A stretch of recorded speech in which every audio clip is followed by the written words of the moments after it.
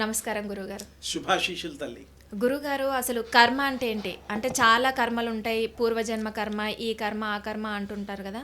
అసలు కర్మ అంటే ఏంటంటారు? కర్మ అనేటువంటిది చాలా ప్రాచుర్యము, ఇంగ్లీష్లో ఫేమస్ అన్నమాట ఆ పదం. ఏం కర్మ చేశారా మీరు, ఇంత చక్కటి జీవితాన్ని అనుభవిస్తున్నారు, ఏం కర్మ చేశారా నాయన మీరు, ఇంత కష్టాలు అనుభవిస్తున్నారు అంటూ మన దైనందిక జీవితంలో అంటూ ఉంటాం. సో కర్మ అనేటువంటిది చేయునది, చేయడం దాన్ని కర్మ అంటారు. అంటే చేస్తేనే కదా అది కర్మగా మారింది. అవును. అదే ప్రీవియస్ బర్త్లో కూడా కర్మలు ఉంటాయి. ఆ కర్మల్లో వాళ్ళ ప్లానింగ్లో చేస్తారు. చేసిన తర్వాత మిగిలిపోయినవి ఉంటాయి. ఒక 100 అనుకుంటే 80 చేసామనుకో, ఇంక 20 మిగులుతాయి. 20 మిగిలినందుకు మళ్ళీ జన్మెత్తాలి. అసలు జన్మ ఎలా ఎత్తుతాం అనేది ఒక పాయింట్. అంటే ఈ యొక్క సోల్ విల్ డిసైడ్. సోల్ అది ఎంతకాలం మనం ఈ యొక్క అద్దె శరీరం, ఈ శరీరంలో తల్లిదండ్రులు ఇచ్చిన శరీరం ఇది ఉండాలో అది డిసైడ్ చేసుకుంటుంది. జాతకాల ప్రకారం, ఆ వాటి ప్రకారం, రాసిన దాని ప్రకారం అది ఒక ఫ్రెండ్లీ ఆస్ట్రాలజీ అంతే. బట్ ఫైనల్లీ మీకు ఏది జరగాలన్నా ప్రీవియస్ బర్త్, ఈ జన్మలో కూడా కొంత ప్లానింగ్ చేసుకుంటే తప్ప అది ఫ్యూచర్ కాదు, రాదు. సో ఇక్కడ కర్మ అనే సిద్ధాంతాన్ని మనం నమ్మాల్సిందే, తప్పదు. చేయటు పనులను బట్టి జన్మలు వస్తాయి. ఏ పని చేయలేదనుకోండి, నిష్కామ కర్మ, ఇంకా జన్మలే ఉండవు. ఇప్పుడు అప్పు చేసినప్పుడే కదా కట్టాలి నెల నెల ఈఎంఐలు, లేకపోతే ఎందుకు కడతాం? లేదు. ఉంటే ఉండమని ఖర్చు పెట్టుకుంటాం, అంతే కదా, సింపుల్. మామూలుగా మానవులు ఒక 22, 23 ఏళ్ల దాకా బుద్ధి, జ్ఞానం, చదువు ఇవి కంప్లీట్ కావు, స్త్రీలకు కానీ పురుషులకు కానీ. ఆ తర్వాత ఏదో డిగ్రీ అయిపోవడం, ఎంకామ్, ఏకామ్, బీకామ్ ఏదో ఒకటి అవుతుంది కావచ్చు బ్రతుకు తెరువుకి. ఆ తర్వాత జాబ్ ఎత్తుకోవడం, ఆ తర్వాత సెటిల్ అయిన తర్వాత మ్యారేజ్, పిల్లలు, ఇవంతా రెగ్యులర్ నడిచే వ్యవహారం. అమ్మ నాన్నని చూసుకునే బాధ్యతలు ఇవన్నీ ఉంటాయి. ఇదంతా కర్మే. ఇప్పుడు అందుకోసం డీటెయిల్ చెప్తున్నా. కర్మ అనేది ఇది కూడా కర్మే. అందుకని మనం మంచి ఉద్దేశంతో, మంచి బుద్ధితో, మంచి ఆలోచనతో ఏ మానవుడైనా, స్త్రీ పురుషులు ఎవరైనా సరే ఉన్నప్పుడు మనకు మంచే జరుగుతుంది. నువ్వు ఏది క్యారీ చేస్తే అది నీకు వస్తుంది. ఇప్పుడు మనం ఇంజనీరింగ్ చదువుకొని నేను డాక్టర్ని అవ్వాలంటే అవుతామా? కాం కదా. లేదు. ఏ చదువు ఆ చదువుకే ప్రాముఖ్యత ఉంటుంది. అలాగే పూర్వజన్మలో మనం చేసే కార్యక్రమాలు ఏవైతే చేసామో, మిగిలిపోయామో, ఆ వీటిని పట్టుకొని ఇప్పుడు ఈ జన్మ మనమే సెలెక్ట్ చేసుకుంటాం. Souls will decide. 7 జన్మలు అంటారు కదా గురుగారు.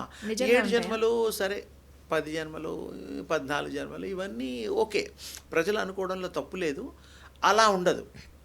ఆ సోల్ విల్ డిసైడ్ అమ్మా. ఇప్పుడు నువ్వు ఉన్నావు, ఇక్కడ నుంచి అమెరికా పోవాలి, ఓ 6 నెలలు ఉండాలి, రావాలి, ఫిక్స్. Program is fix. డబ్బులు కానీ, కార్డులు కానీ, అక్కడ హోటల్స్, చుట్టాలు, ఎక్కడ ఎవరెవరు ఉన్నా కూడా అక్కడ ఉంటాం, మనం ఆ పనులు చేసుకుంటాం, వచ్చేస్తాం. కావాల్స్తే ఇంకో 6 months ఎక్స్టెన్షన్ చేసుకుంటాం. అంతకంటే మనకి పర్మనెంట్ అడ్రస్ అమెరికా కాదు, ఇండియా. అంటే మన స్వస్థలం. అలాగే ఇది కూడా మనం ఏదైతే ఆలోచన చేస్తామో, ఏదైతే మనం నిర్ణయించుకుంటామో, ఏ కర్మలు చేయడానికి నిర్ణయించుకుంటామో ఆ కర్మలు చేయడానికి ఉంటుంది. ఇందులో పాప కర్మలు, పుణ్యకర్మలు అని ఉంటాయి. పాపం చేస్తే మనకు చెడు కంటిన్యూషన్ అవుతుంది. 1 + 1 = 2 ఓన్లీ, 3 కాదు. అలాగే మంచివి చేసినప్పుడు పుణ్యం వస్తుంది. ఒకరి దానం, ధర్మం, ఒకరి సహాయం, ఒకరికి మరి అవయవ దానాలు కూడా ఇప్పుడు చేస్తున్నారు, కళ్ళు ఇవ్వడం, రకరకాలు ఉన్నాయి. అంటే ఏంటి, వాడి శరీరం అంతిమంలో ఏ అయితే అవయవాలు పనికొస్తాయో అవి కూడా ఇతరులకు ఉపయోగపడే ఒక్క దాత్ర హృదయం ఉంటే వాడికి ఎలాగో పనికిరాదు, పోతాడు.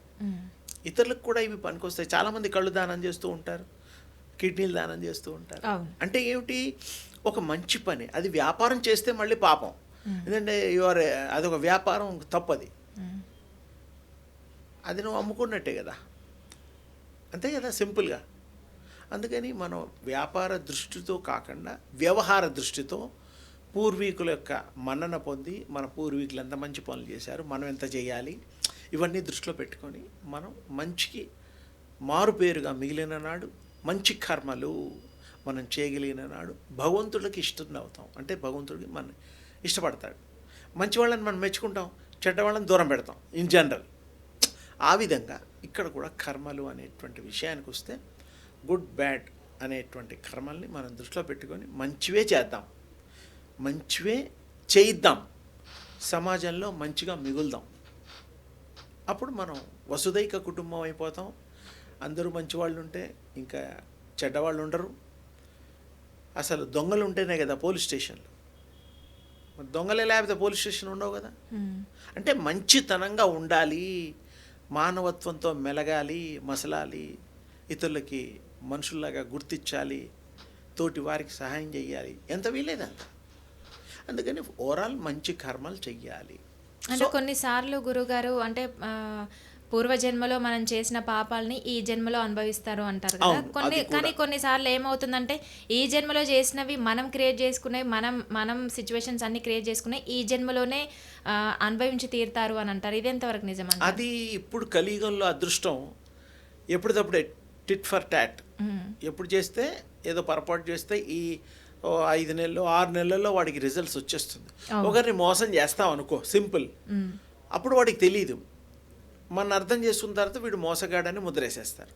మనకి లైఫ్లో ఎక్కడ ఈ సొసైటీలో ఉద్యోగాలు రావు, మంచి పేరు రాదు. ఇప్పుడు అలా జరుగుతుంది. ఒకప్పుడు చెడు చేసేవాళ్ళే కాదు, తక్కువ ఉంటారు, 100లో 2-3 లేకుండా ఎలా ఉంటారు, కానీ percentage of good people more ఆ టైంలో. ఇప్పుడు అసలు ఎవరు మనుషులు చూసి అబద్ధాలు ఆడుతున్నారు. ఆడేవాడికి తెలుసు అబద్ధం అని, వినేవాడికి తెలుసు అబద్ధం అని. ఇప్పుడు చూడు, ఎవరైనా చూస్తే వాడు అబద్ధం ఆడినా కూడా ఎందుకులే మనకి ఆర్గ్యుమెంట్ అని వెళ్ళిపోతాం. అవును, మనకు తెలుసు అబ్బాయి అబద్ధాలు ఆడుతున్నాడు, అమ్మాయి అబద్ధాలు ఆడుతున్నారు. అంటే మనకంత ఆలోచన శక్తి ఇప్పుడు ఈ కలియుగంలో అందరికీ ఉంటుంది. అందుకనే కరెక్ట్ విషయాల్ని కరెక్ట్గా డిసైడ్ చేసుకుంటే మనం మరి మనకు ఉపయోగంగాను ఆదర్శంగాను మానవులకి ఎంతో సంతోషదాయకంగా జీవితాన్ని మంచి కర్మలే చేయాలి. పూర్వజన్మలో కానీ ఇప్పుడు కానీ, ఆ పూర్వజన్మలో తెలియనివి ఏమైనా ఉంటే కూడా ఇప్పుడు మంచి చేస్తే అది రూల్డ్ అవుట్ అవుతుంది. మనకు తెలియదు కదా, గుర్తులేదు కదా పాపం ఇప్పుడు వాళ్ళకి. అవును, ఇదేదో టూర్సు, ఇదేదో ఉద్యోగాలు 10 ఏళ్ల క్రితం అవి ఇవి అంటే గుర్తుంటాయి. అందుకని ఇది విశేషించి మానవులు గుర్తించాలి. గుర్తించి మనకి కావలసిన లైఫ్ని ఫిక్స్ చేసుకొని ప్లాన్ చేసుకుంటే వండర్ఫుల్ లైఫ్ ఉంటుంది.